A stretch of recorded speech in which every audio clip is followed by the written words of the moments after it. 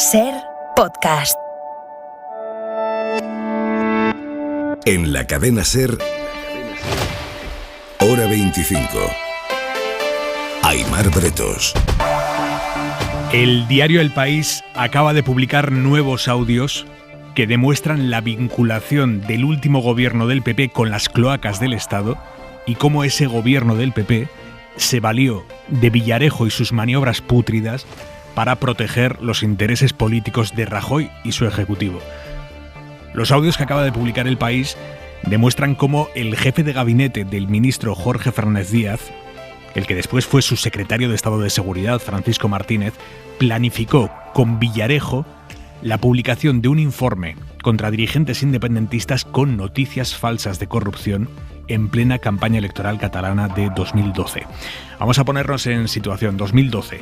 Artur Mas había empezado ya con el desafío rupturista, convocó elecciones anticipadas y el Ministerio del Interior del gobierno de Rajoy puso en marcha un plan para desacreditar a los líderes catalanes a través de montajes policiales, elaborando informes anónimos que denunciaban supuestos graves delitos de corrupción. Informes que no llevaban firma, que no tenían fecha y que se filtraron a determinados medios durante la campaña electoral. Tal y como publica El País esta noche, en ese contexto es en el que se produce esta conversación que van a escuchar. Villarejo habla con Francisco Martínez, como les digo, entonces jefe de gabinete del ministro, que a los meses pasaría a ser secretario de Estado de Seguridad. Y Villarejo le cuenta a Francisco Martínez, altísimo cargo de Interior, que él ha estado con Javier de la Rosa, un empresario muy vinculado a Jordi Pujol, y que de la Rosa está dispuesto a pasarle información que perjudique a Pujol a cambio de dinero, a cambio de una recompensa. Esto se lo cuenta Villarejo a Francisco Martínez. Yo estuve el otro día con Javier de la Rosa, mucho rato, por la mañana, por la tarde y tal. Entonces, claro, el tipo me pide el oro y el moro, ¿no? Dice, yo puedo hundir, no sé qué, porque este verano he seguido viéndome con el viejo, y no sé cuándo. Entonces, claro, me ha empezado pidiendo 20 kilos, ¿no? Por el tema. Y al final, pues igual que con 250.000, si el tema nos da tal, nos puede dar gloria bendita, ¿no? Con 250.000 nos puede dar gloria bendita. ¿Qué es exactamente lo que Villarejo cree que le puede sacar a ese empresario amigo de Pujol sobre Pujol a cambio de hacerle ese pago? Pues la información sobre una supuesta fundación de los Pujol en Suiza con 150 millones de euros. El otro tema que es más interesante es que del chico, del viejo con los niños, este de la Rosa me ha dicho dónde tiene una fundación de unos 150 millones de euros. Una fundación. Entonces, es en el banco Lombard Bank, de Ginebra. Y el plan de Villarejo era publicar datos de esa supuesta fundación en Suiza, que después, por cierto, nunca se demostró que existiera, pero el plan de Villarejo era publicar en determinados medios de comunicación algún dato de esa fundación de los Pujol en Suiza, que los Pujol se pusieran nerviosos, fueran corriendo al banco a cerrar la fundación o a cambiarla de nombre y prepararles una emboscada para grabarles con las manos en la masa. Pero para eso era importante publicar algo en la prensa. Creo que es importante porque, insisto, nada más salir eso publicado y con una fotocopia de uno de los extractos, se va a montar el chocho. Inmediatamente van a ir corriendo, el padre o el hijo van a ir tal para cambiar la fundación, porque claro, eso se cambia en 24 horas, pero y una vez que entren o salgan, se les filma entrando o saliendo ese día y están muertos. Se les filma entrando o saliendo ese día y están muertos. Y el altísimo cargo del Ministerio del Interior asentía diciendo claro.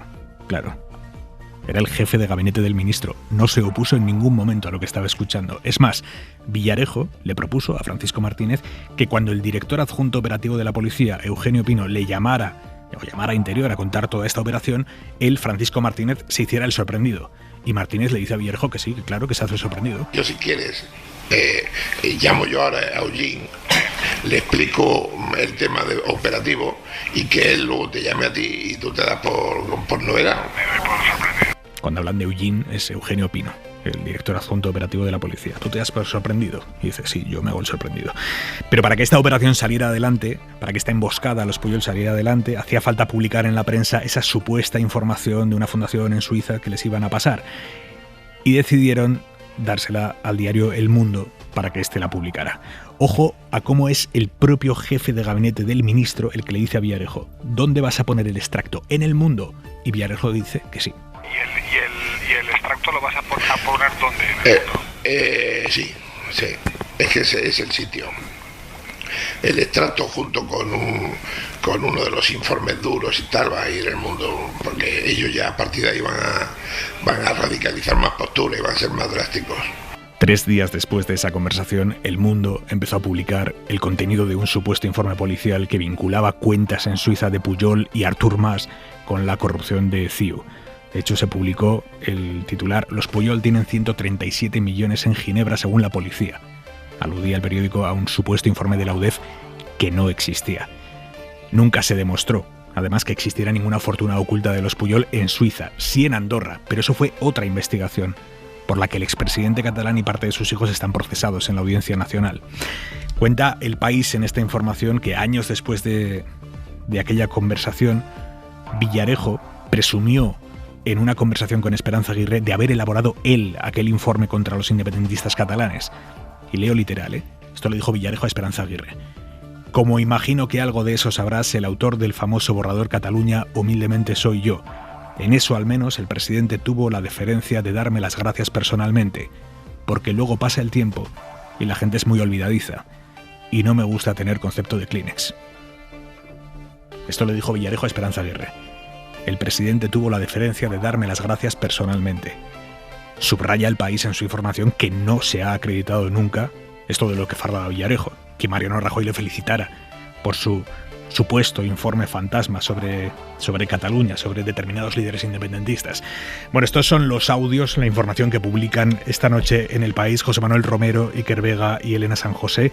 Audios que se suman a los que ya desveló El País ayer, de las conversaciones entre Cospedal y Villarejo, y Esperanza Aguirre y Villarejo, que son grabaciones sobre algunos de los episodios más oscuros que han marcado una parte de la historia política y económica de España en los últimos 20 años.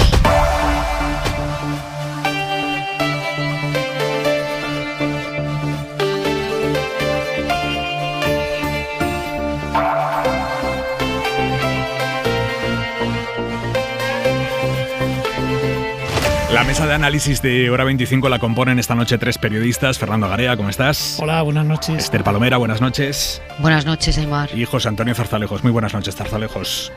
Buenas noches, Aimar. El día en 2 minutos, Isabel Villar. Día en que el Consejo de Ministros ha aprobado el anteproyecto de la nueva ley del aborto que incluye, entre otras cosas, las mujeres de 16 y 17 años y las mujeres con discapacidad podrán decidir sobre sus cuerpos. Eliminamos el consentimiento paterno. Esto decía la ministra de Igualdad, Irene Montero, de una ley que también incluye bajas por reglas dolorosas, pero no el castigo a las parejas que recurran a la gestación subrogada fuera de España, algo que sí iba en el borrador inicial de esta norma. Justicia lo ha frenado. De la guerra de Ucrania, Rusia da la ciudad de Mariupol estratégica para controlar la zona del Donbass por conquistada tras la rendición, así habla el Kremlin, de los militares ucranianos del batallón Azov que estaban atrincherados en la fábrica de Azovstal desde hace semanas. Presumen de su mayor victoria militar. Y el Kremlin ha puesto en marcha medidas para acusar a esos soldados evacuados ayer de la fábrica, de terrorismo. Hablan incluso de aplicarles la pena de muerte. Todo con Ucrania, subrayando que como Rusia ha tenido que centrar sus esfuerzos allí en Mariupol, ellos han podido recuperar otras partes del país como Kharkov. En Estados Unidos, el presidente Joe Biden ha visitado hoy Buffalo, donde este fin de semana un chico de 18 años mató a 10 personas, la mayoría negras, en un tiroteo en un supermercado. Ha definido Biden el crimen como terrorismo. White supremacy is a poison. It's a poison. Y ha afirmado que el supremacismo blanco es un veneno que, según ha dicho, no tiene que tener cabida en Estados Unidos. Y un sonido más del día, el sonido de los reencuentros. ¡Viva la vecindad! ¡Viva! Ha pasado mucho tiempo de que hemos cruzado la frontera y bueno, muy contento, voy a ir a ver a mi familia. Hoy han reabierto las fronteras en Ceuta y Melilla con Marruecos, que llevaban 2 años cerradas. Se han reabierto hoy, coincidiendo además con la entrada hace un año de 10.000 inmigrantes a Ceuta. Por el momento solo pueden cruzar los europeos o personas con permiso para moverse por el espacio Schengen. Y en España termina el día el emir de Qatar. Es la primera visita que hace aquí a España ese mandatario. Es una visita importantísima, teniendo en cuenta que Europa está intentando reducir su dependencia del gas ruso y Qatar es el país, es el segundo exportador de gas del mundo. Bueno, el emir está ahora mismo participando en la cena de gala que le están ofreciendo los reyes en su honor en el Palacio Real y acaba de anunciar una inversión millonaria de su país aquí en España. María Majavacas, buenas noches. Buenas noches. Sí, ha sido una cifra millonaria la que acaba de anunciar el emir aquí en esta cena de gala del Palacio Real. Son 5.000 millones de dólares, 4.700 millones de euros. En esta cantidad ha decidido aumentar las inversiones desde hoy, ha recalcado y ha destacado la solidez de la economía española. Por su parte, el rey ha dicho que quiere elevar esta estrecha relación a una asociación estratégica de futuro.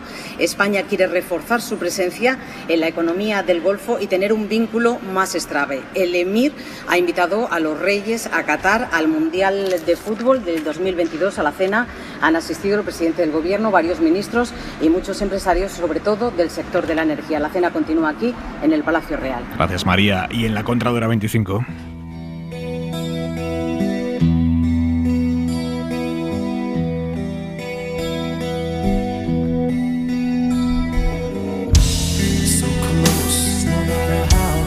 Ha sido muy llamativa la imagen del último concierto de Metallica en Brasil. De repente, en mitad del concierto, el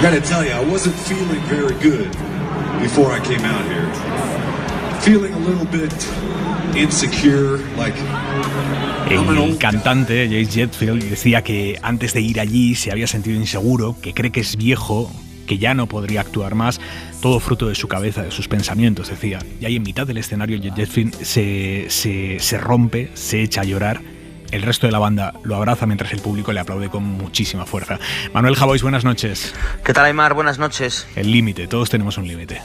Hasta el metal, hasta lo que parece que no tiene, hasta lo que se inventó para no tenerlo, para no tener límites. Hay un momento precioso, porque cuando el cantante desaparece entre los brazos de sus compañeros y rompe a llorar, el público grita y se ve a varios haciendo los cuernos con las manos, ¿no? En plan, esto sí que es heavy.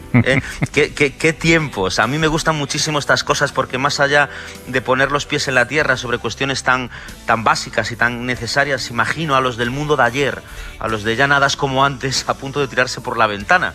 Te recuerdo la que se lió porque James Bond tenía sentimientos o se subía a una moto conducido por una mujer que casi hubo que salir a quemar los cines. Y ahora de repente el cantante de Metallica, después de décadas pegando saltos por todo el mundo, con toda la lógica para el concierto, y dice que a veces se siente viejo, que a veces cree que no será capaz de seguir, y pronuncia esta frase tan hermosa que le dijeron antes de salir sus compañeros de grupo a él: si tú lo pasas mal en el escenario, nosotros te vamos a aguantar. Y entonces el cantante acaba rematando: eso significa el mundo para mí, ni más ni menos lo que significa el mundo para cualquiera.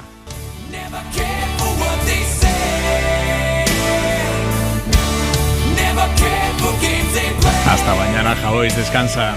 Chao, Aymar, un pico.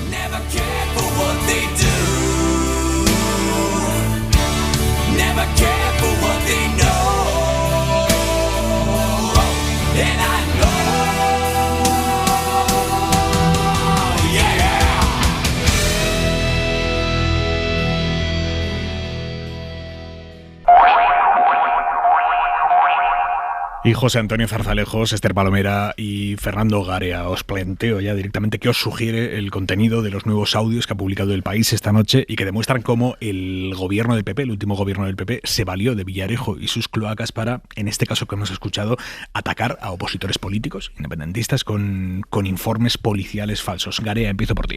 Pues coincide con dos cosas. Primero, con la investigación que se hizo, la comisión de investigación que se hizo en el Congreso, que concluyó que esto había ocurrido.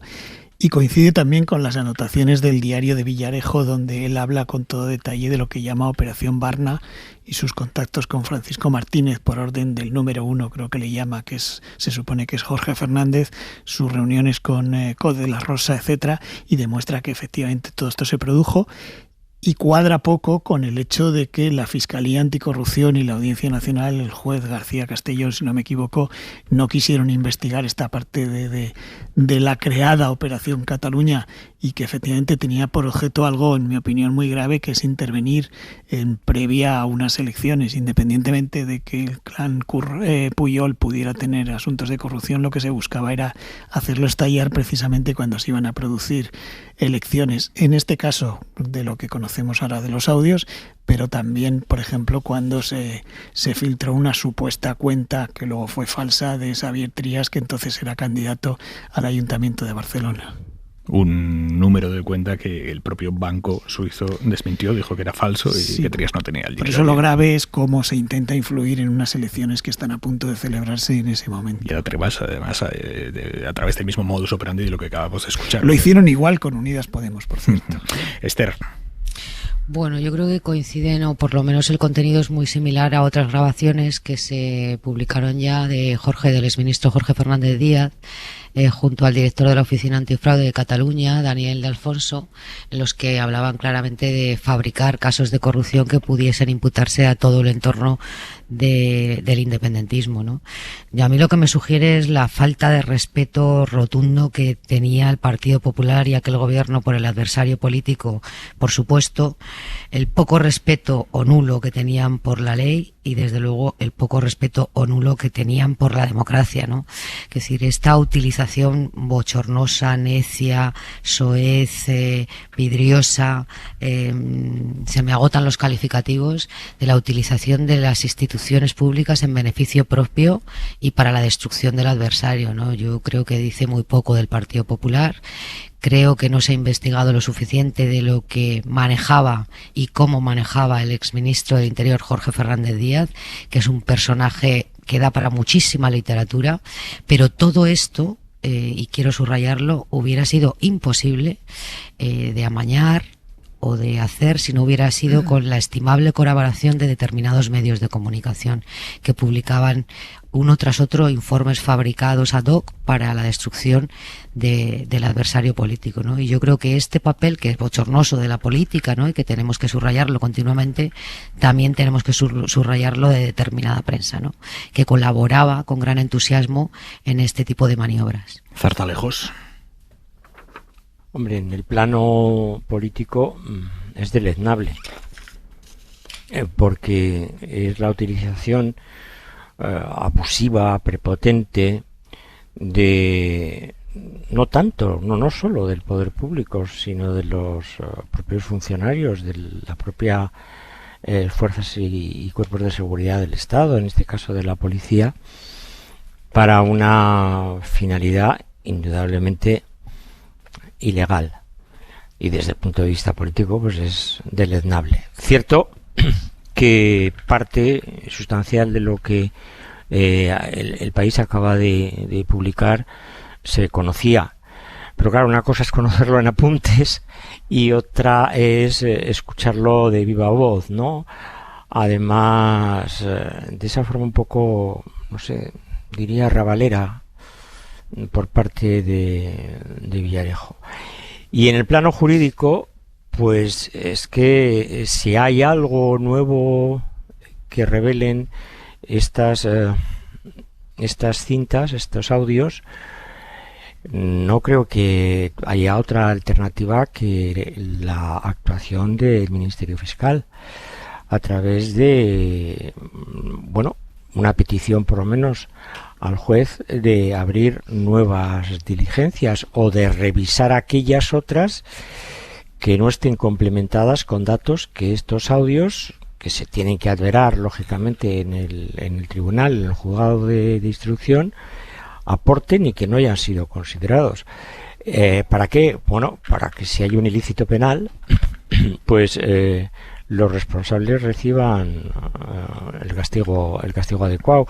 Es en este momento, aparte de la perplejidad que suscita, la perplejidad y la preocupación que suscita, cuanto se me ocurre opinar sobre esto que hemos escuchado, ¿no? Bueno, de momento, en el plano puramente político, el Partido Popular está haciendo malabarismos argumentales para desvincularse de los audios que publica El País y que demuestran cómo operaba el equipo de Rajoy con las cloacas del Estado. Bueno, la actual dirección del PP está haciendo malabarismos argumentales para desvincularse de esos audios sin reprobar explícitamente a quienes aparecen en esos audios. Cospedal, Esperanza Aguirre, figuras de mucho peso en el PP hasta antes de ayer.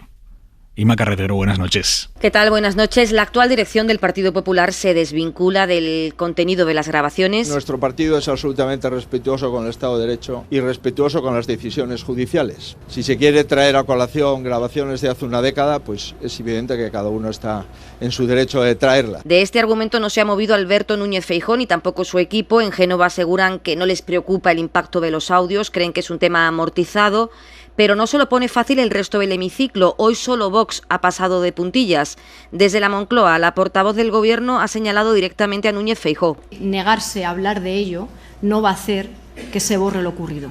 La actual líder del Partido Popular sigue los caminos de su antecesor. Según Isabel Rodríguez, los comentarios producen irritación y han ido más lejos en la izquierda parlamentaria Jaume Asens de los Comunes y Baldoví de Compromís. El Partido Popular es un pozo sin fondo de corrupción, un partido que se parece más a una mafia, a una organización criminal. Y mientras el señor Feijóo insiste en que eso son cosas del pasado, produce asco ver cómo la cúpula del PP contrataba a un delincuente para tapar todos sus delitos.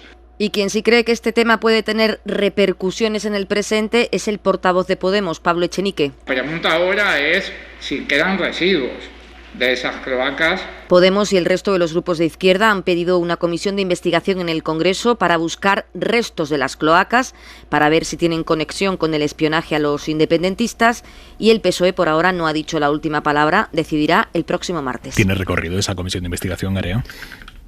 Aparentemente no, pero ya en esta legislatura es imposible apostar por nada en la medida en la que en esa comisión de investigación los partidos que la promueven pretenden también incluir la actividad del CNI, el uso de Pegasus, etcétera. Entonces aparentemente no tiene recorrido. Pero siguiendo con este asunto, es que lo que le pasa a Núñez Feijóo es algo parecido a lo que ocurre con las herencias. Es decir, tú puedes rechazar una herencia porque tiene deudas y no aceptarla y la rechazas toda completa, que es lo que de alguna forma intentó hacer Casado, aunque con muchas contradicciones. Pero Núñez Feijóo lo primero que hizo fue asumir la herencia de la etapa de Rajoy en particular, incluso como su mentor. Y claro, si tú aceptas la herencia, aceptas las deudas y también los bienes, pero también las deudas. Y en este caso las deudas son casos que están todavía sin resolver. Y en este caso concreto de Kitchen, Policía Patriótica y todo esto, antes ha apuntado algo, Esther, que me parece importante. Jorge Fernández Díaz es la persona de más confianza en toda la trayectoria política de Rajoy. Le acompañó a todos los ministerios por los que pasó y fueron unos cuantos, y además como una de sus personas de su confianza. Y dado que todas estas operaciones lo que buscaban en definitiva, desde luego Kitchen, era favorecer a Rajoy o al menos preservarle de esos casos de corrupción, es muy difícil pensar que él en algún momento no preguntara o tuviera alguna curiosidad como mínimo sobre todo esto, y en todo caso tiene una cierta responsabilidad política que pagó con la moción de censura, pero que la asume ahora su sucesor si, como digo, quiere tener toda la herencia de quien le precedió en el cargo. Zarzalejos. Bueno, yo creo que las responsabilidades en principio son personales, las responsabilidades de carácter penal. Las responsabilidades de carácter político tienen el ámbito en donde se solventan. En este caso, pues como ha dicho Fernando, hubo una moción de censura basada precisamente en una resolución judicial que hacía alusión a la fragilidad del testimonio de Mariano Rajoy. Por lo tanto, esto es verdad que ha ocurrido y que en los pasados de los partidos, prácticamente de todos los que tienen una trayectoria ya dilatada, hay luces y hay muchas sombras. Y efectivamente, cuando alguien sucede a un líder que, como en el caso del Partido Popular, pues fue abatido por una moción de censura, no puede decir yo acepto la herencia a beneficio de inventario. La acepta de forma íntegra y después tendrá que hacer un esfuerzo para demostrar ante el propio electorado y en general a la opinión pública, le vote o no, que todas esas conductas están erradicadas y sobre todo algo fundamental, que él y las personas que están en la dirección nacional y en las direcciones territoriales, en este caso del Partido Popular, nada tienen que ver con aquellos episodios, porque si hubiese personas con, digamos, alguna condición de mando o dirección a nivel nacional o territorial del Partido Popular que tuviesen conexión con esas conductas, lógicamente tendría que actuar el Comité de Garantías, abrirles expediente y naturalmente pues expulsarles, ¿no? Palomera.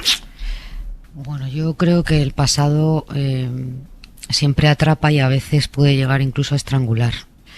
Y más allá de que efectivamente en la dirección actual del Partido Popular no haya dirigentes de aquella época, yo creo que Alberto Núñez Feijóo haría bien en hacer una declaración contundente, sin reservas, sin quiebros y sin contemplaciones sobre lo que supuso esto para la democracia española. Porque esto no va de partidos políticos, no va de siglas, no va de encubrir o contemporizar con compañeros corruptos, o sea, va de limpiar la democracia y va de limpiar el Estado de Derecho. Yo creo que estamos hablando de hechos lo suficientemente graves como para que los medios de comunicación no permitamos, en la medida de nuestro trabajo, que el actual presidente del Partido Popular se escabulla de este tipo de preguntas y que dé una respuesta contundente. Si no quiere que el pasado le siga persiguiendo continuamente y acabe estrangulándolo, como hizo con Pablo Casado, que por otra parte, cuando empezaron estos sucesos, Pablo Casado presumía mucho de que él todavía prácticamente llevaba pantalón corto cuando aquello sucedió. Bueno, pasó de llevar pantalón corto a decir públicamente que no iba a responder ni una sola pregunta más de los medios de comunicación que tuvieran que ver con esto. No, yo creo que esto en democracia no se puede tolerar. Dejadme que me vaya al Congreso por un momento, porque justo en el día en el que hoy el Gobierno ha aprobado una ley muy importante en la defensa de los derechos de las mujeres, ahora vamos con ello, pero a esta hora se está produciendo una intensa negociación entre los socios de Gobierno, PSOE, Unidas Podemos, a cuenta de otra ley que impulsa el Ministerio de Igualdad, que es la ley del sí, la ley de libertad sexual. Mañana se vota en la Comisión de Igualdad del Congreso, pero hay turbulencias de última hora, se están produciendo ahora mismo, porque el PSOE quiere que ese texto sirva para avanzar en la abolición de la prostitución y han metido una enmienda en ese sentido, una enmienda que puede espantar a algunos socios parlamentarios del Gobierno que no tienen tan claro lo de la abolición de la prostitución. Y en esas están ahora mismo, la votación es mañana en la comisión, no está garantizada a esta hora. Guillermo Lerma, buenas noches. ¿Qué tal, Aimar? Buenas noches. Lo que el PSOE quiere es utilizar esa ley, conocida como del solo sí es sí, para avanzar en la abolición de la prostitución, la gran promesa que Sánchez hizo en el Congreso Federal de su partido en Valencia.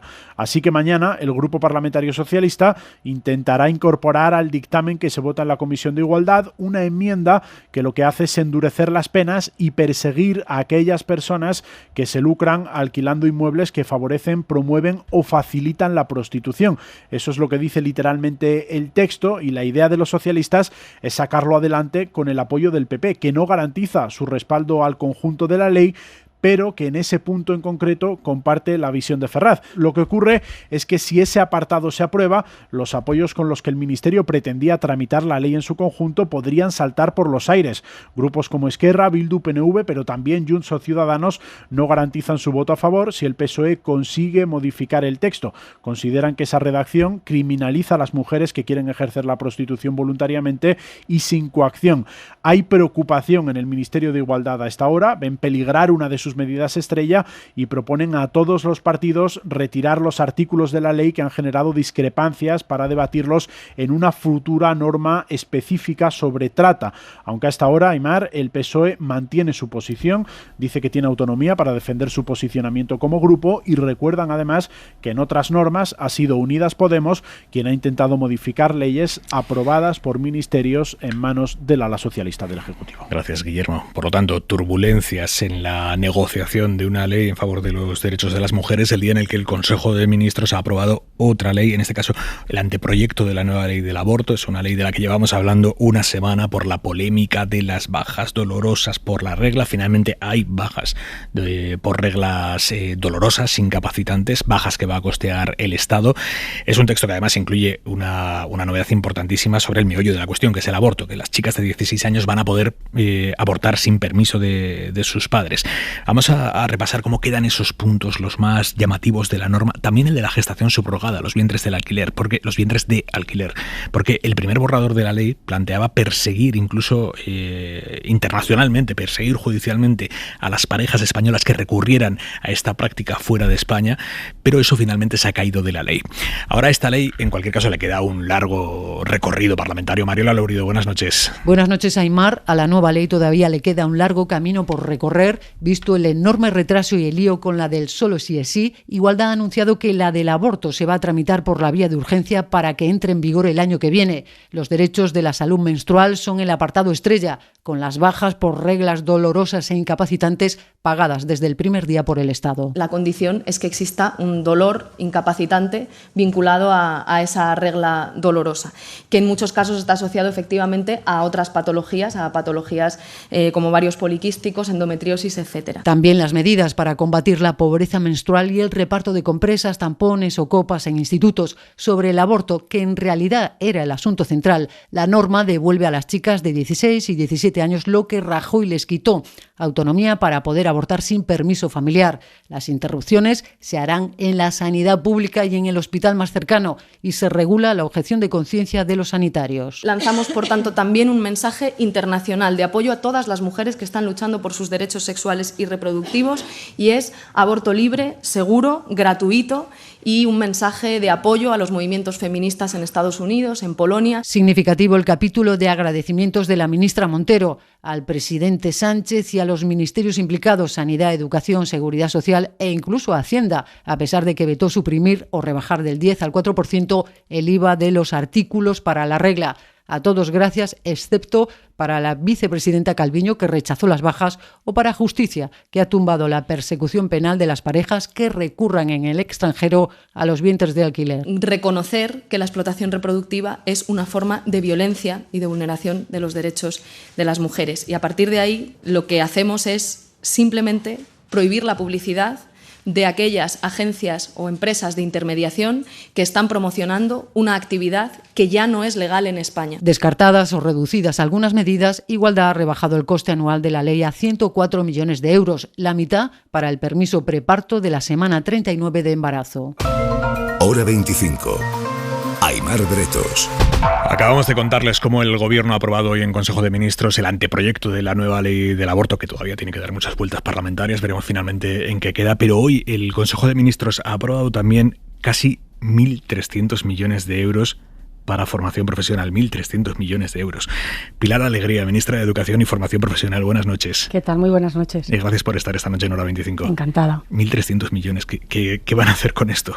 Bueno, pues vamos a seguir, ¿no?, haciendo formación profesional desde el primer día, ¿no?, cuando comenzó la legislatura con el presidente Sánchez. Lo comentábamos además esta mañana en Consejo de Ministros. Ya la decisión de llamar al Ministerio de Educación y Formación Profesional no fue algo espontáneo. Se quería dignificar verdaderamente la formación profesional. Yo creo que teníamos esa deuda pendiente como país y desde luego lo que estamos es haciendo una apuesta clara por una formación de calidad, fundamentalmente pensando en nuestros jóvenes. Es decir, es una formación que posibilita una puerta de acceso casi directa a empleos bien remunerados, empleos estables, y además, bueno, también cubrimos esa demanda que las propias empresas o el propio tejido productivo nos está pidiendo de personas con formaciones técnicas que desde luego este país necesitaba y desde luego creo que es hacer verdaderos protagonistas también a los jóvenes. Y además nuestro país tiene un porcentaje elevado de desempleo juvenil del 35%. 5%, y con esta apuesta también por la formación profesional queremos reducir también este porcentaje. Cuando dice que tiene entrada directa al mercado laboral, ¿qué tasa de ocupación tiene la FP ahora mismo? ¿Qué porcentaje de quienes terminan un grado de FP se colocan en el mismo año? Pues mire, le doy dos datos. La media aproximadamente, una cosa es que hagas una formación de grado medio o de grado superior, pero el porcentaje de colocación está muy por encima del 80% como media. Y le diré otro dato también importante. En los jóvenes que están demandando empleo, que están buscando empleo, cuando miras el registro de las titulaciones que tienen o la formación que tienen, los jóvenes de esos demandantes de empleo, solo el 6% tiene formación profesional de grado medio, y solamente el 7% tiene grados medios y el 6% grado superior, con lo cual prácticamente una cifra muy menor. Mire, ya pierdo un poco. ¿Hoy es martes? Hoy es martes, sí, ¿verdad? Bueno, pues martes ayer, de Consejo de Ministros.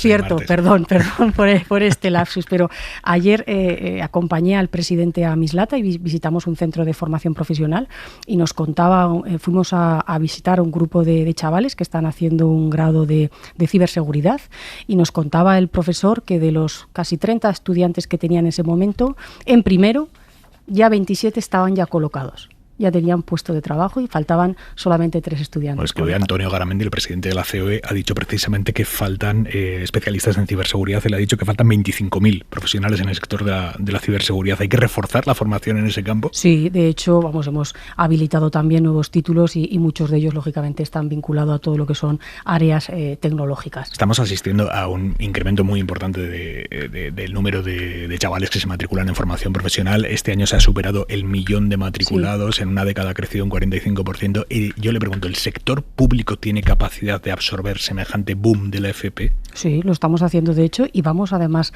a seguir haciéndolo. El compromiso de este gobierno era la puesta en marcha de 200.000 nuevas plazas.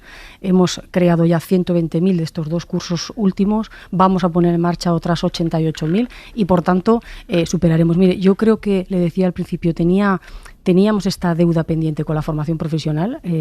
Yo creo que en nuestro país anteriormente solo se pensaba que la buena formación o que las oportunidades de futuro te las daban otro tipo de titulaciones, otro tipo de estudios, y la formación profesional quedaba un poco como relegada en segundos espacios. Esto ya está cambiando. Afortunadamente, cada vez más son las familias que conocen qué es la formación profesional, qué salidas tienen en campos como la ciberseguridad, en comercio internacional, en temas vinculados con la sanidad, con el turismo, y está suscitando también mucho interés por esos jóvenes a través de esta formación profesional. Me ha dicho que el sector público sí que tiene capacidad para absorber el incremento muy notable de la FP, pero estamos viendo, por ejemplo, en comunidades como Madrid, como Cataluña, que hay una falta enorme de plazas públicas. Bueno, la apuesta que está haciendo el Gobierno de España está siendo clara y está demostrada, y muestra de ello, valga la redundancia, es, como digo, la importante inversión que hemos aprobado esta misma mañana con esos casi 1.300 millones de euros. Es verdad que la planificación de las plazas educativas es una responsabilidad de las comunidades autónomas y son ellas quienes tienen, digamos, que hacer esa oferta y esos cálculos al inicio de los cursos escolares. Pero ciertamente en este ejercicio que venimos practicando el Gobierno de España de cogobernanza y colaboración con las comunidades autónomas, estamos poniendo a disposición de las mismas, como digo, 200.000 nuevas plazas, que seguro que van a ser más. Ministra, esta semana hemos conocido un informe de ESADEPOL que cuestionaba la jornada intensiva, la jornada que concentra las clases en los coles solo por la mañana, que además es una jornada que ya es mayoritaria en 14 de las 17 comunidades autónomas. El informe era durísimo. Decía que esto es malo para los chavales, para su rendimiento, para los padres, especialmente para las madres. Decía que al final son las que terminan echándoselo todo a la espalda, y el informe decía es que no hay manera manera con datos de justificar que esto se aplique, la jornada intensiva en los colegios, y a pesar de todo va a más. Sí, bueno, porque de hecho este debate o esta decisión se hace también dentro de la propia autonomía de los centros educativos. Cada centro educativo en las distintas comunidades autónomas abre, digamos, esta posibilidad o abre este debate que se somete a votación en el claustro con los profesores, con las familias, y son ese voto, ¿no?, de las personas que tienen escolarizado ya a sus hijos quienes deciden esa jornada continua o la jornada partida, que creo que es la que conocemos más los que estamos esta noche aquí. Yo creo que todos estudiamos por la mañana. En mi caso, yo afortunadamente me podía ir a comer a mi casa porque era escuela rural y tenía la escuela casi a pocos metros de mi casa, y volvía por la tarde hasta las 5. Pero ciertamente este planteamiento, este debate, esta decisión es una decisión que corresponde directamente a esa propia autonomía que tienen los centros educativos, y que finalmente pues es una votación que se establece en esa comunidad educativa. Y eso se puede replantear, se lo digo porque en el propio informe de SADEPOL decían, claro, es que igual no tienen que ser los colegios quienes decidan esto, igual hay que coger y elevar la capacidad de decisión a las comunidades autónomas o incluso al ministerio. ¿Se puede replantear esto? Bueno, es que yo creo que una de las fortalezas que tiene también el sistema educativo de nuestro país es apostar por la propia autonomía de los centros educativos. Con lo cual, bueno, establecer o poder abrir debates, ¿no?, desde el punto de vista pedagógico sobre esta cuestión u otras que en la educación siempre afloran, como la cuestión de las ratios, otras, a mí no me parece, en absoluto contradictorio, pero no podemos olvidar que llevamos también mucho tiempo intentando conseguir afianzar la propia autonomía de los centros educativos, que yo desde luego respeto profundamente. Si yo le preguntara, ¿usted de qué es partidaria? ¿Si de la jornada partida o de la jornada intensiva? Pues déjame que me quede con esta última respuesta, de respetar la autonomía de los centros educativos y la decisión finalmente del profesorado y de las familias. Hablando de autonomía, hay varias comunidades gobernadas por el Partido Popular, Madrid, Murcia, Galicia, que han introducido requisitos adicionales a los que aparecen en la reforma educativa para pasar de curso, para conseguir los títulos. Esos requisitos exceden lo que marca la ley. ¿A usted eso qué le parece? Pues que en la mayoría de los casos, por no decirle todos, ha sido mayor el ruido que la verdad. Y me explico. Es verdad que hemos conocido y hemos escuchado declaraciones de dirigentes autonómicos, responsables educativos de comunidades autónomas que planteaban que iban a desarrollar ciertas cuestiones, como por ejemplo con el tema de los suspensos o las notas numéricas u otras cuestiones, y sin embargo cuando han hecho públicos los decretos en sus portales, ¿no?, en sus portales autonómicos, hemos mirado esos documentos y, vamos, en absoluto contravienen lo que dicen lo aprobado por el Gobierno de España, ni contravienen tampoco la ley, la LOMLOE, ¿no?, la Ley Orgánica de Educación. Si alguna de estas cuestiones se lleva adelante y confronta directamente con lo legislado, bueno, hay unos mecanismos que funcionan y nos ponemos en contacto con las comunidades autónomas, bueno, pues para que rectifiquen esta cuestión. Hasta ahora las rectificaciones han sido amistosas, digámoslo, pero a mí me ha parecido en ciertas ocasiones curioso, que es verdad, me pasaba un poco lo que usted decía, escuchabas declaraciones de alguna comunidad autónoma, voy a hacer, y cuando ha hecho público los decretos de enseñanzas mínimas en sus portales, pues no aparecía nada de lo dicho. ¿Y a qué lo atribuye? Bueno, porque hay algunos que tienen más interés cuando hablamos de educación, de la confrontación, que de plantear debates constructivos. Quizá había que preguntárselo, ¿no?, a la, como diría aquel, a la otra parte contratante. ¿Cuándo vamos a conocer nuevos detalles de la nueva selectividad? Bueno, próximamente. Sabes que esa nueva selectividad se pondrá en marcha el verano del año 2024. Entonces, bueno, ahora estamos también en ese proceso de debate y de escucha con las distintas, por supuesto, con los rectores de las universidades, con el propio Ministerio de Universidad, escuchando también a las comunidades autónomas y bueno, vamos a intentar dar información al respecto, bueno, lo antes posible, pero teniendo, como digo, teniendo siempre presente que esta nueva EBAU, esa nueva selectividad, como lo conocíamos históricamente casi todo el mundo, hasta el 2024 no se tendrá que aplicar. O sea, eso va a afectar a los chavales que ahora están en cuarto de la ESO, ¿es así? Bueno, efectivamente sí. serán para los que empiecen ya primero de bachillerato. Primero de bachillerato este septiembre. Y nos puede adelantar algo que esté viendo que hay consenso en la comunidad educativa de que hay que cambiar. Bueno, quizá pues una gran parte de opiniones en el ámbito educativo la homogeneidad nunca es sencilla, ¿eh? Quiero decir, es un tema que se presta mucho a distintas opiniones y está bien, y desde luego todas ellas son respetables. Pero quizá en este caso apostar por un modelo, ¿no?, donde se tenga en cuenta una mayor homogeneidad, respetando lógicamente esa autonomía de las propias universidades y las comunidades autónomas, habrá que trabajar, yo creo, que en esa dirección. O sea, vamos hacia una EBAU más centralizada. Bueno, siempre respetuosa, con las competencias de las universidades y las comunidades autónomas, pero sí, yo creo que hay cuestiones que hay que homogeneizar. Ministra, la caída de la natalidad se está notando ya claramente en los coles. Sí. ¿Le preocupa cómo puede afectar esto a la construcción actual del sistema educativo? Quiero decir, ¿le preocupa que, por ejemplo, en unos años tenga que haber despidos de profesores porque no hay niños? Bueno, no creo que lleguemos a este punto. Es verdad que se ven cierta caída de natalidad, pero bueno, a veces nos ha pasado ya en otros momentos históricos, ¿no?, que mirabas un poco estas estadísticas, aparecían unos años de caída y luego, sin embargo, había como otro boom de natalidad. O sea, con lo cual, de momento, al menos en los distintos informes y estudios que estamos contemplando desde el Ministerio, no vemos hoy por hoy esta realidad de tener que afrontar en unos años un despido del profesorado. Justo hoy se cumple un año de la entrada de 10.000 personas a las que Marruecos empujó literalmente a la frontera con Ceuta, en lo que fue un pulso diplomático a España, utilizando a esas personas, a esos compatriotas marroquíes, que su gobierno usó. Y claro, entre ellos había muchísimos menores. Y yo me acuerdo de una entrevista que hicimos aquí, ministra, de Ceuta, sí.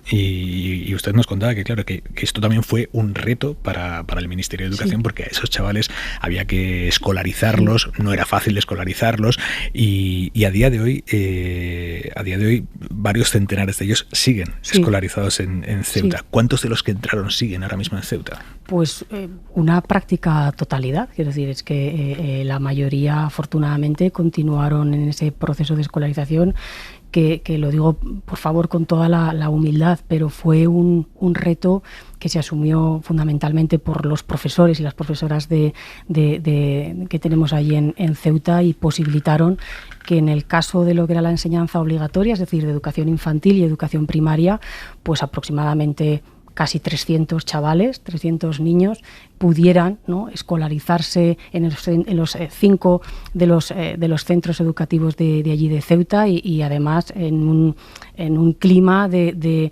convivencia y de normalidad. Y luego es verdad que hubo el número de estudiantes cambió un poquito más en aquellas enseñanzas posobligatorias, ¿no? Pero lo importante es que fue un número muy considerable en poco tiempo, y la educación, como está pasando ahora, por ejemplo, acogiendo, escolarizando a más de 21.000 ucranianos que llevamos en este tiempo, es que la educación, una vez más, está dando una respuesta positiva a nuestros niños. ¿Cómo se está produciendo esa escolarización de niños ucranianos? Pues de una manera también inmediata. Es verdad que está siendo un poco heterogénea, que hay comunidades autónomas que están acogiendo al mayor número de niños, especialmente, por ejemplo, la Comunidad Valenciana, Andalucía, Murcia, Madrid, pero la escolarización está siendo inmediata, y de hecho desde ayer, lunes, también empezamos con una práctica que ya la habíamos anunciado, y es poner a disposición de las comunidades autónomas 200 auxiliares de conversación en ucraniano para hacer más efectiva. Creo que si hay un espacio donde nos permite esa verdadera socialización, esa tranquilidad también a los padres, es en la escuela, y para eso hay que poner todos los medios, todos los recursos disponibles, y pusimos, como digo, desde ayer empezaron a distribuirse estos 200 auxiliares de conversación también a las comunidades autónomas. Por ejemplo, la comunidad autónoma de Valencia, como digo, que es la que tiene más niños y más niñas escolarizados, son 50 los que van a ir a trabajar a esta tierra, bueno, para hacer más, pues para mejorar en todo lo posible ese proceso de escolarización. Y la verdad, yo también he tenido posibilidad de visitar algún centro educativo en Arnedo, La Rioja, y no solamente, por supuesto, el esfuerzo que hacen los profesores. Quiero también dar un dato que seguramente muchos oyentes conocen, pero el sistema educativo español lleva muchos años acogiendo ya a estudiantes y a chavales que su primera lengua no es el no es el castellano. Prácticamente el 10% de los estudiantes de todo el sistema educativo español son estudiantes que provienen de otros países distintos de España. Por lo tanto, tenemos una experiencia y sabemos hacerlo bien.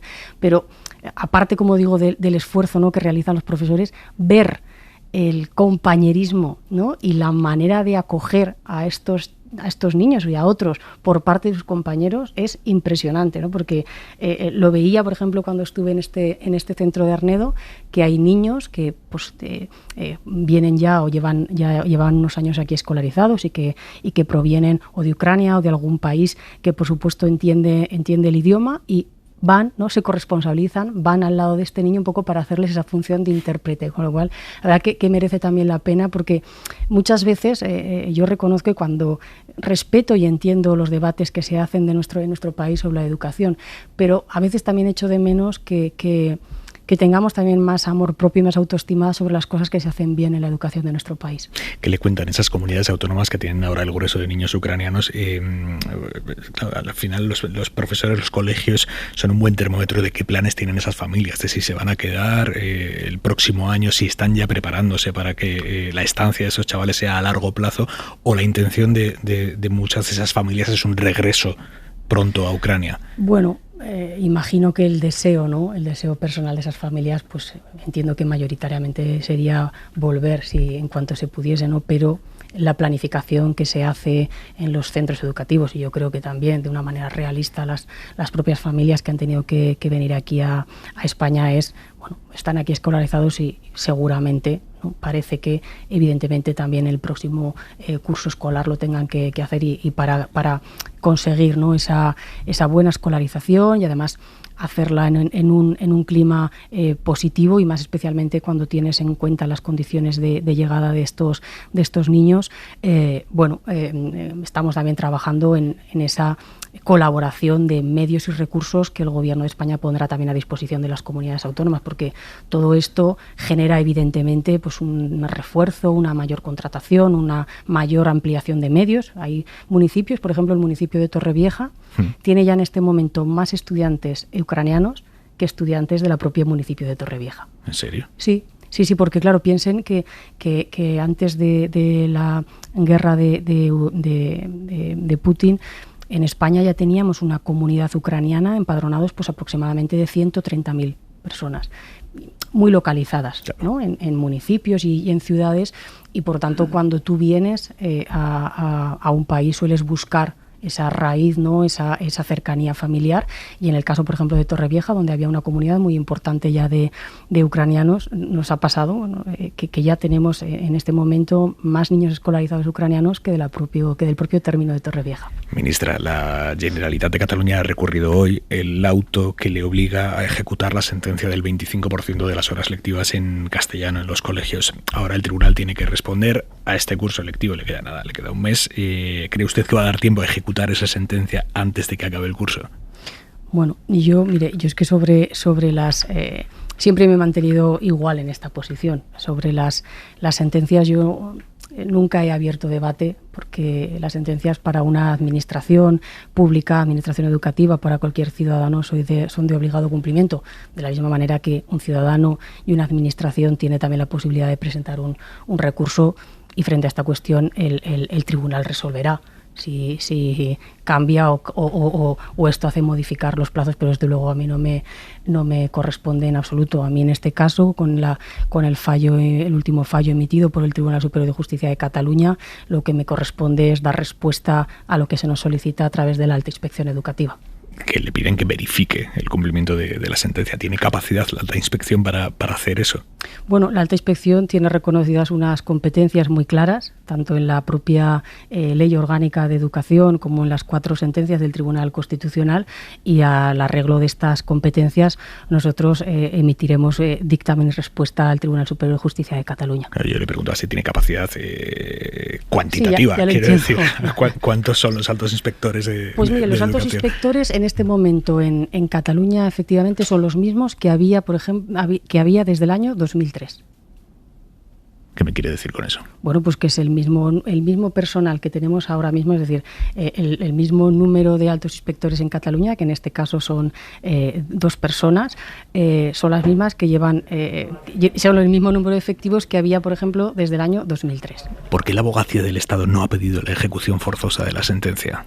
Porque la Abogacía del Estado lo que transmitió al Tribunal Superior de Justicia de Cataluña, que una vez que el Tribunal Superior de Justicia de Cataluña se dirigió a la Generalitat trasladó una respuesta al Tribunal y era el Tribunal, entiendo que entendía la Abogacía del Estado, que es el Tribunal Superior de Justicia de Cataluña, quien debía dictar si esa respuesta de la Generalitat era suficiente, no era suficiente, era adecuada, no era adecuada. Bueno, ya ha hablado el Tribunal Superior de Justicia de Cataluña y ha dicho que había que hacer ejecutar forzosamente la sentencia y seguir para adelante. Ministra, hablando de Cataluña, España es un país plurinacional, como dijo el PP ayer, antes de decir que no es un país plurinacional. Bueno, yo creo que el artículo 2 de la Constitución española está muy claro. Lo que pasa es que nos estamos acostumbrándonos a que el nuevo líder del Partido Popular está saliendo cada 2 por 3 para corregirse o sus propias palabras o la de otros compañeros, ¿no? Es un liderazgo, casi me atrevería a decir yo, que se basa en esconderse. El señor, sí, claro, digo esto porque el señor Feijóo en su momento se escondió de la foto de Castilla y León, pero hizo todo lo posible para conseguir ese pacto. Se esconde ahora de Andalucía, que parece que está muy animado en que se consiga ese pacto del señor Bonilla y la señora Olona, y se esconde ahora frente a estas escuchas que estamos conociendo todos los días y que a todos nos indignan. No se esconde usted, no me ha contestado. ¿Es España un país plurinacional? Bueno, yo es que creo que soy muy clara si apelo al artículo 2 de la Constitución española. ¿Qué le sugieren las escuchas? Los audios que está publicando el diario El País y que sacan a la luz como el PP recurrió a las cloacas del Estado para proteger los intereses políticos del PP de Rajoy. Pues mire, creo que me sucede lo mismo que a la mayoría de la ciudadanía de este país. No me atreveré a decir quizá la palabra, o sí, a decir repulsión, pero genera una congoja, se te encoge el estómago y te produce bochorno y vergüenza. Y lo peor de todo esto es que frente a estas escuchas, frente a lo que se traduce de esta información, es que el nuevo líder del Partido Popular no tenga nada que decir. Por eso digo que está basando su liderazgo en esconderse, y eso no es ser un verdadero líder. Un líder da respuesta y mira a la gente a los ojos y da explicaciones. Y cuanto menos, hasta a veces puede llegar hasta pedir perdón.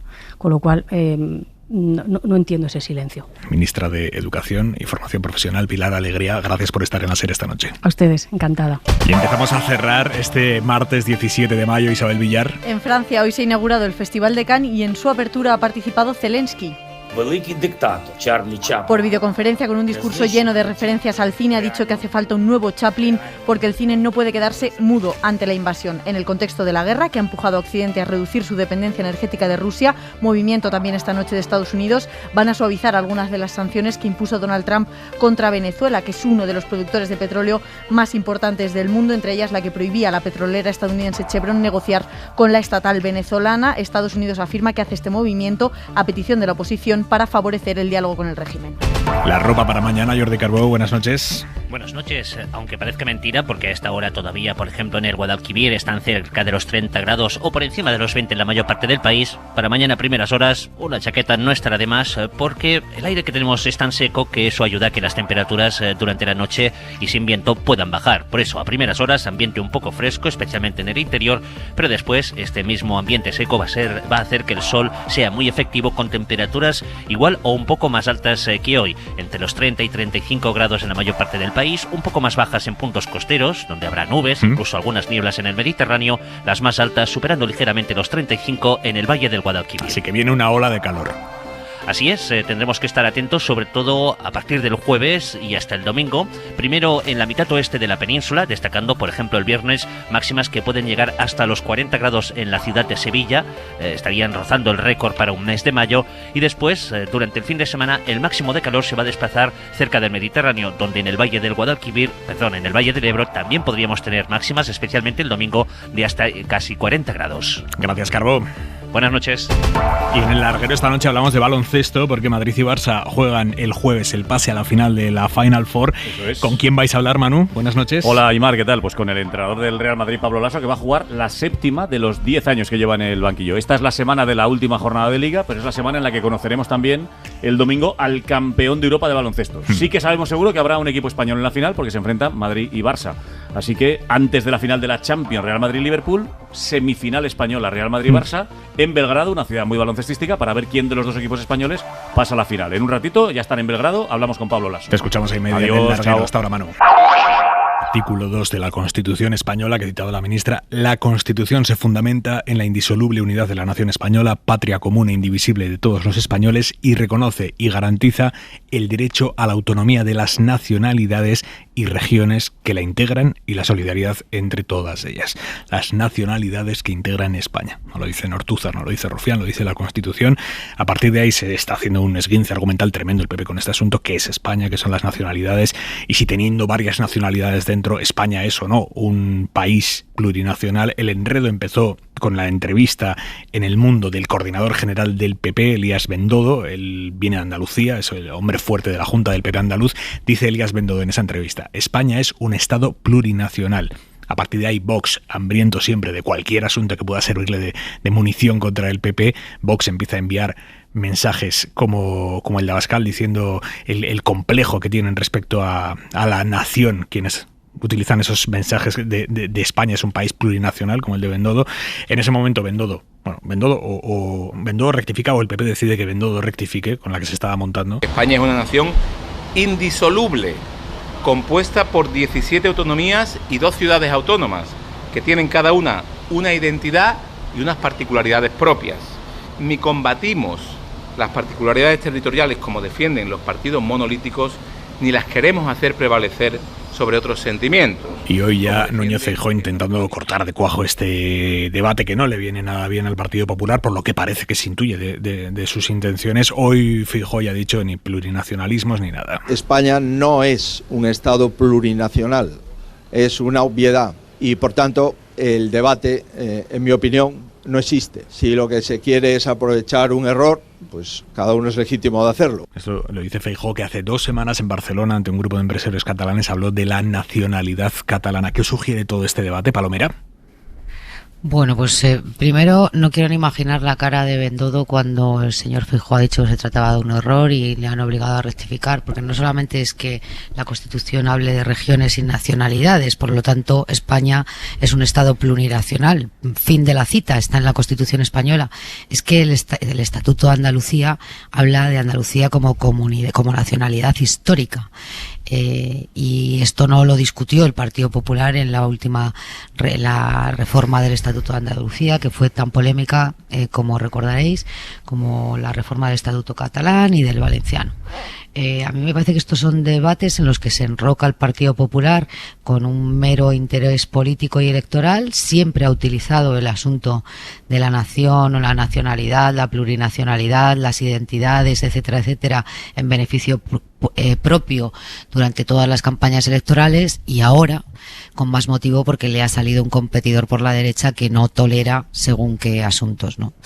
Yo creo que el señor Feijóo se enfrenta exactamente al mismo problema o a los mismos problemas a los que se enfrentaba Pablo Casado, y por el trayecto que va recorriendo no parece que se vislumbre que ponga fin a determinados debates que son absolutamente estériles, que están absolutamente superados en la sociedad española y que al Partido Popular no le llevan nada más que a un callejón sin salida, que además en determinadas autonomías le resta votos. Zarzalejos. Es un tema que está resuelto por el Tribunal Constitucional cuando dictó la sentencia sobre el Estatuto de Cataluña, y estableció el criterio de que mantuvo en el preámbulo del texto la palabra nación, entendida como nación cultural, lingüística, pero desposeída de soberanía, porque la soberanía, lo decía claramente el Tribunal Constitucional, reside en la nación española y en el conjunto del pueblo español. El término nacionalidades ha tenido siempre un contenido polémico, y hay, sabiendo que íbamos a tratar este tema, pues hay un inédito sobre la Constitución de 1978 elaborado, se ha publicado recientemente, que no se conocía, elaborado por el primer presidente del Tribunal Constitucional, Manuel García Pelayo, un exiliado del franquismo en Venezuela, y él proponía que precisamente para evitar los desacuerdos y las potenciales discusiones sobre el alcance de la palabra nacionalidad se sustituyese por comunidades históricas y culturalmente diferenciadas que integran España, ¿no? Además de las regiones. Y si se van a todos los comentarios del artículo 2 de la Constitución, hechos pues por la edición de Santiago Muñoz Machado, el Consejo de Estado, etcétera, etcétera, queda clara que España es un Estado de derecho con una forma de monarquía parlamentaria y un modelo autonómico en el que se pone en el mismo plano la unidad nacional, única nación, indisoluble, con el adjetivo de indisoluble, que es patria común de todos los españoles, y en el mismo grado, en el mismo artículo, se reconoce el derecho a la autonomía de regiones y de nacionalidades, para distinguirlas, porque hay una asimetría. No es lo mismo una comunidad autónoma como Cataluña o País Vasco o Galicia, que tienen un idioma cooficial propio, que otros que no la tienen. Y no es lo mismo aquellas que durante la época republicana tuvieron un estatuto de autonomía de aquellas que no lo tuvieron.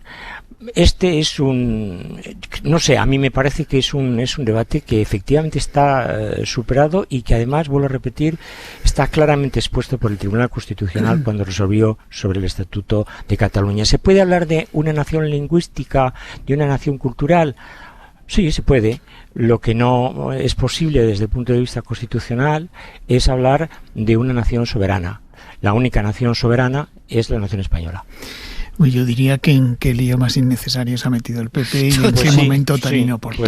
Es lo que en el tenis se llama un error no forzado, pero un error que es incomprensible, desde luego. Es verdad que en las primeras actuaciones de Núñez Feijóo se observa un pequeño giro en el Partido Popular, que él ya hizo en Galicia, con esta especie de galleguismo que les viene de Fraga, por cierto, y les dio buenos resultados electorales en Galicia, y que él se supone que ha pretendido desde el primer día. Digo desde el primer día porque ya en el discurso en Sevilla, cuando asumió el cargo de presidente del partido, habló de las lenguas cooficiales en un tono que puede parecer normal y desde luego constitucional, pero que en el Partido Popular no era muy frecuente en los últimos años. Y la semana pasada, cuando él en Cataluña, en un acto, creo que es de la Cámara de Comercio, para el círculo de empresarios, habla de nacionalidades, eso que efectivamente está en la Constitución supone para algunos sectores del Partido Popular un sobresalto, porque no están acostumbrados a ese lenguaje que, insisto, aunque sea constitucional, no les es muy común. Se sigue metiendo en líos el Partido Popular, aunque se le recuerda poco a Núñez Feijóo cuando habla de que ellos están muy con la Constitución y que participaron de la elaboración de la Constitución y apoyaron la Constitución, porque olvida que el antecedente del Partido Popular, que era Alianza Popular, no votó a favor del título octavo, que es justamente el que habla del modelo territorial de España. Pero la polémica, en todo caso, en la que se ha metido es tanto más incómoda e incomprensible, teniendo en cuenta que su competidor, Vox, en España la ultraderecha no vive como en Francia, por ejemplo, del tema de la inmigración. En España se intenta, pero tengo la impresión de que la ultraderecha en España vive más del tema territorial. Y si le regalas ese campo y te metes en ese lío de discusión, me parece que es un pésimo negocio en todos los sentidos para el Partido Popular. Me quedan unos minutos, pero Zarzalejos, quiero escuchar tu análisis de cómo se está preparando y cómo se está también difundiendo la inminente vuelta a España del Rey Emérito, que si no cambian los planes de lo que nos están contando, viene este fin de semana a San Senso, y cómo va a ser también el encuentro con su hijo, después de estos años, encuentro convertido casi en un prólogo o epílogo de la participación del Rey Emérito en unas regatas. Bueno, yo parto de la base de que estaré seguro de que viene cuando la Casa del Rey lo diga oficialmente. No parece razonable que porque lo haya dicho el alcalde de Sanjenjo demos por hecho que el día 21 esté aquí. Punto primero. Punto segundo, si viene, pues viene de la peor manera posible, de forma indiscreta. Cuando se dice que el rey emérito es un ciudadano normal y tal, no es cierto.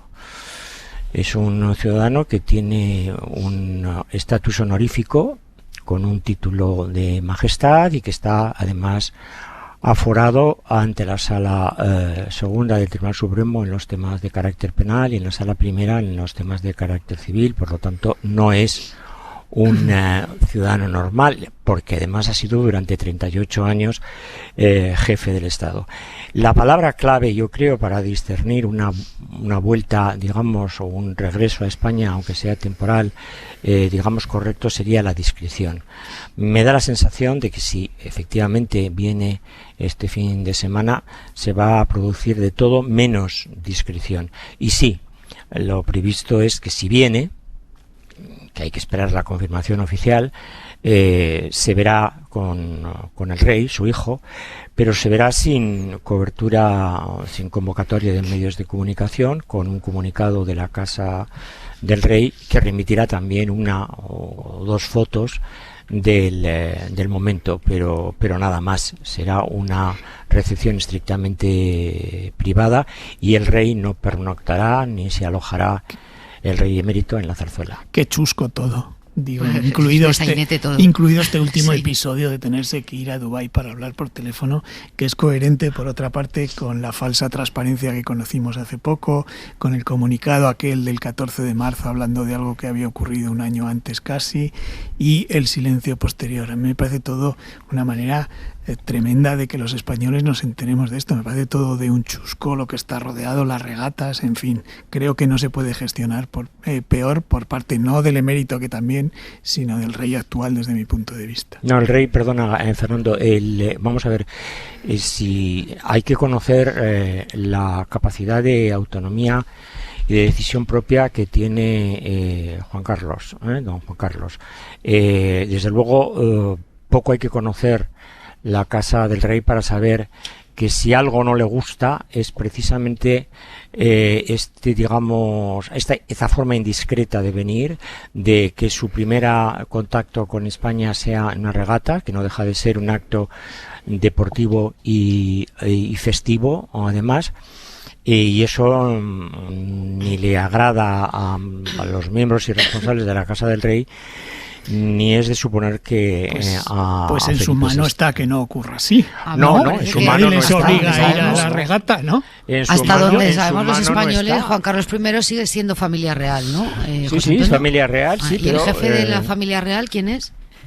Sí, pero eso qué me quieres decir? Se puede desobedecer perfectamente. Lo que te quiero decir es que es soberano para venir. Es soberano, pues según y cómo, porque hay un decreto que establece que Juan Carlos I sigue siendo o sigue formando parte de la familia real, que es muy reducida después de la aprobación de aquel decreto. Por lo tanto, el máximo responsable o el jefe de la familia real es el actual jefe del Estado. Por lo tanto, si algo de algún miembro de la familia real le parece desacertado, incorrecto o chusco, como lo ha llamado Fernando, y yo suscribo, no tiene nada más que impedirlo o ya ha tomado medidas. Bueno, yo creo que no ha tomado nada. Yo creo que tomar a los españoles por idiotas, o sea, quitarle la tomar a los españoles por idiotas. Si Juan Carlos I no tiene asignación presupuestaria, no tiene agenda institucional y no tiene ninguna consideración por parte del jefe del Estado, lo que no sé es por qué sigue formando parte de la familia real. Todo cuando le quitó la asignación te voy a dar una explicación que normalmente no se da, porque la única persona que aparece en la Constitución con el título de Su Majestad Juan Carlos I es este señor. Es el único nombre propio con un título que aparece en la Constitución, y precisamente por esa razón, por aparecer en la Constitución, ha habido problemas muy... Quiero decirte que la Constitución no la puede derogar un real decreto. No la puede derogar un real decreto. Es que la Constitución dice que Su Majestad el Rey Juan Carlos I. Si no hubiese habido esa mención técnicamente, y se puso encima de la mesa y se barajó y se estudió, la posibilidad de retirarle el título y los honores de majestad. No se hizo porque técnicamente eso estaba contemplado de forma explícita en la Constitución. Esta es la cuestión. Lo que pasa es que esto no se ha explicitado. Pero el debate técnico-jurídico, el debate técnico... Bueno, oye, perdona, Fernando, habría que leerse los 67 folios del decreto de archivo de la Fiscalía. Ahí lo que sí está perfectamente contado es que no es una persona digna de que cuando venga este fin de semana a las regatas sea aplaudido y aclamado. Bueno, porque es quien más daño ha hecho a la monarquía, probablemente ha sido él, quien más daño ha hecho a la Constitución. Eso lo he dicho yo, eso lo he escrito de una manera directa. Yo no lo he dicho que le ha traicionado. Pero desde luego no es una persona para aclamar cuando venga. No, desde luego. La manera de gestionar este asunto por parte del actual rey me parece que es mucho más que mejorable, porque cuando le retiró la asignación que tú mencionas fue no sé cuántos meses después de enterarse el rey, Primero le retiró la secretaría personal. Aquel comunicado luego le retiró la asignación y finalmente antes le retiró toda la representación. Nos enteramos de todo eso. No se comunicó antes porque el padre el padre estuvo en una situación médica crítica. Como sabéis, en el año 19 se le hizo una operación a corazón abierto, con 6-7 bypass. Con posterioridad de esa operación pasaron muchos meses. Nos enteramos en marzo, justo cuando se declaró el estado de alarma, fue cuando nos enteramos. ¿Y sabes por qué? Porque se había publicado en un periódico británico la historia de su... no nos enteramos. Previamente, el rey Felipe le pidió a su padre que fuese a Londres, que hablase con Corina, que recuperase los 65 después de que mandamos al CNI también y al director. Bueno, Fernando, lo podemos caricaturizar todo este yo creo asunto, que no somos nosotros los que pero me parece que es lo suficientemente serio y riguroso como para que veamos que se han hecho cosas muy duras de un país se vaya a hablar con la amiga íntima del rey a Londres, fíjate. Bueno, en cualquier caso, viene el rey emérito este fin de semana. Decía Garea, hay quien va a esperar para aplaudirlo incluso. El presidente de la Xunta de Galicia, Rueda, que había dicho que esto pone a Galicia en el mapa.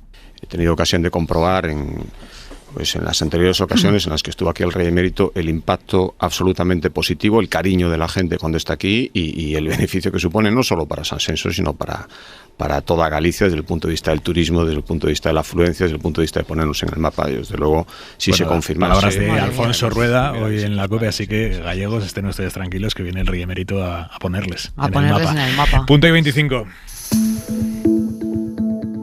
Joaquín Estefanía. David y Goliat. Amazon y Starbucks, dos de las multinacionales que más tienen que ver con la vida cotidiana, no quieren que sus trabajadores se sindiquen y les están poniendo todo tipo de impedimentos. La tensión entre estas empresas y sus plantillas recuerda la lucha de David contra Goliat. Los sindicatos son una pieza institucional central de las democracias. En España, el artículo 28 de la Constitución dice que todos tienen derecho a sindicarse libremente. ¿Por qué ha de preocuparle a alguien, sobre todo a los que no son miembros de un sindicato, que la afiliación sindical sea baja? Las centrales sindicales protegen a las clases bajas y a las clases medias al garantizar que los trabajadores alcen la voz tanto en el mercado como en la democracia. Cuando los sindicatos son fuertes, tienen la posibilidad de garantizar que a los trabajadores se les paguen salarios justos, que reciban la formación que necesitan para ascender a la clase media y que se les tenga en cuenta en los procesos de toma de decisiones de las empresas. Los sindicatos también alientan la participación de los ciudadanos y ayudan a conseguir políticas públicas como las partidas del estado de bienestar y el salario mínimo. En Estados Unidos, a medida que el porcentaje de trabajadores sindicados ha ido disminuyendo, también ha empeorado su suerte. Punto y 25. José Antonio Zarzalejos, Esther Palomera, Fernando Garea, un abrazo. Buenas noches. Adiós, igual. Adiós, buenas noches. Adiós. Suscríbete a Hora 25. Todos los episodios y contenidos adicionales en la app de Cadena SER y en nuestros canales de Apple Podcast, Spotify, iVoox, Google Podcast y YouTube. Escúchanos en directo en la SER de lunes a viernes a las 8 de la tarde. Cadena SER. La radio.